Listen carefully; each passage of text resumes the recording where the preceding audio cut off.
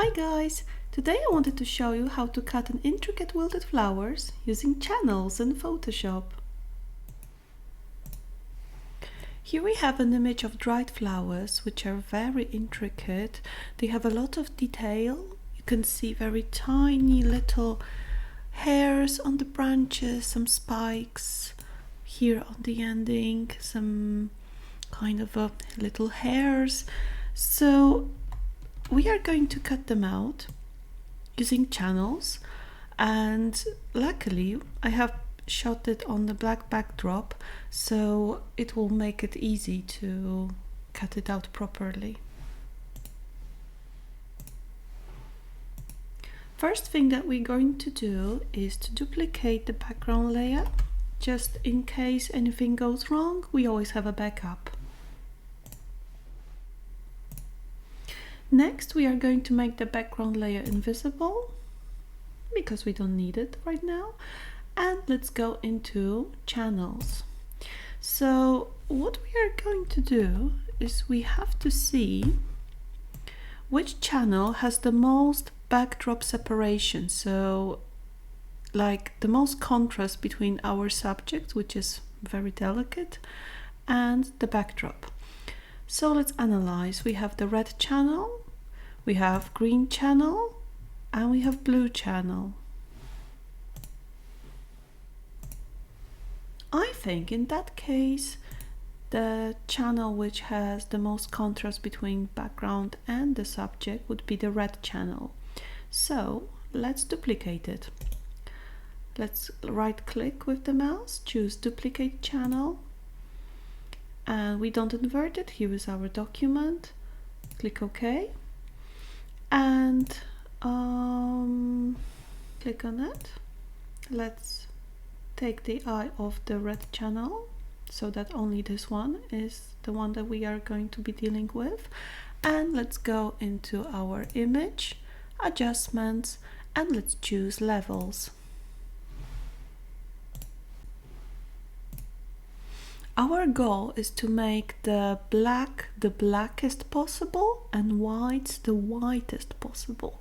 So let's start with the midtones and let's bring them to the right, sorry, to the left, to the left as much as possible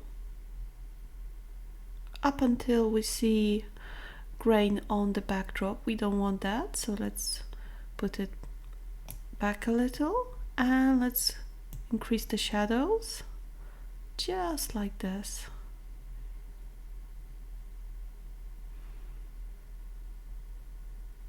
Alright, we can also enhance the highlights, but not up till the time that we see highlights in the backdrop. We don't want that. We want the backdrop as black as possible, so let's just leave it like that. We can also play with the output levels a little bit, and that's all right. We click on this mask, not mask, it's like a selection circle, and let's go into our layers. And let's create a mask by this button. There we go. The image is very faded now because of transparency, but we will take care of it. Let's take a brush, a soft round brush. Let me see. Yes, this is soft round. 100% opacity, flow 100% as well. And the key is to change the blending mode of the brush to overlay. This way, when we will be working on a mask, let's click Alt and click on a layer mask.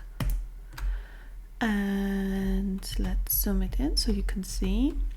So this way, when we have white selected as our brush color, it will be only painting on the whites. It wouldn't go on the black bits, right?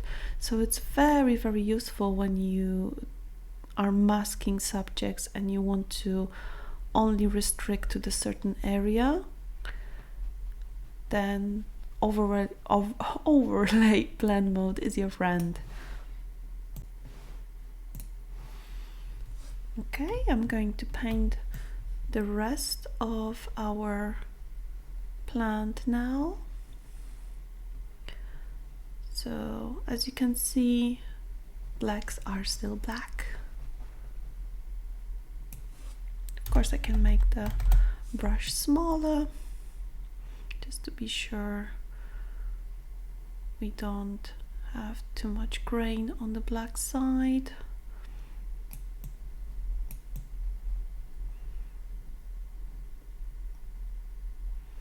Of course, if you want to paint black on this noisy area, you can just change it, or you can change it here, or you can just press X and it will change it for you here. So you can brush this grain off. As you can see, we're using black color and it doesn't take a lot on our white areas, just a tiny bit. We can always switch between black and white here.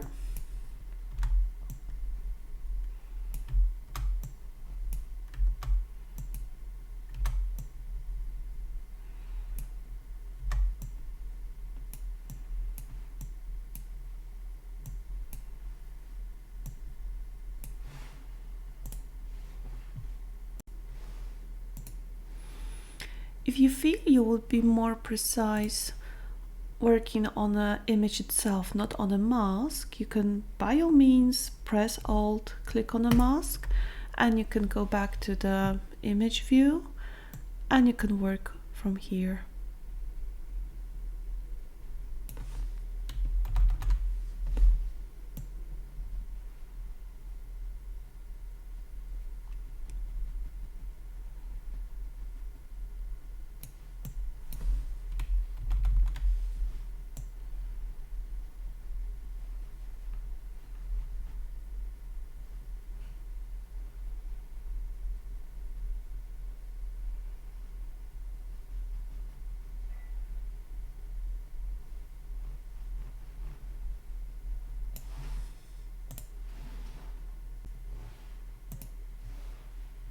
You can spend as much or as little time as you wish for this.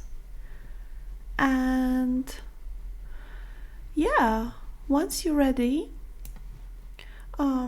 let's take care of this little tiny area here.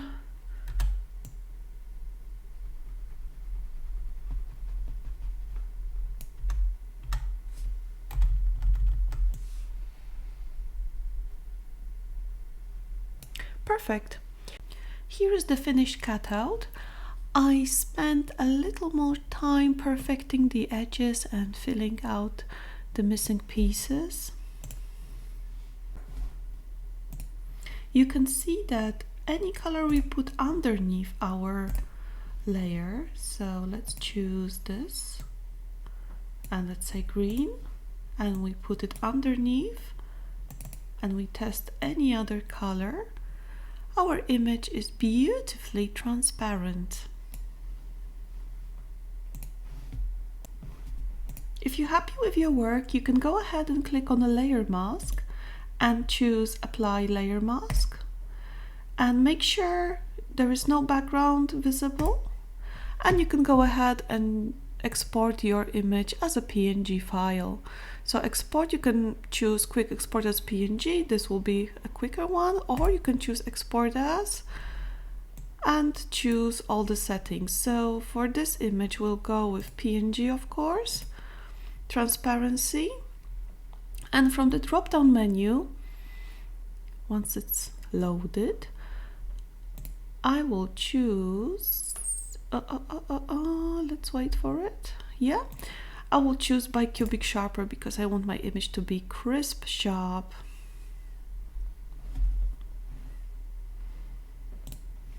If you don't want to do that, of course you can go back and use the file with the original mask on the other image. So let's paste it on, let's say, a portrait image, and you can make a beautiful flower arrangement. This is an image which I have just created with this one particular branch duplicated and warped all over. So if I put that on the group, here is what I have created. There are endless possibilities of using this PNG file, and I'll be giving this particular bouquet as a free gift in my Facebook group. And if you are looking for more digital goodies, make sure you visit my Etsy shop. I will link all of them in my description below. That's all for now. Thank you so much for watching and see you next time. Bye!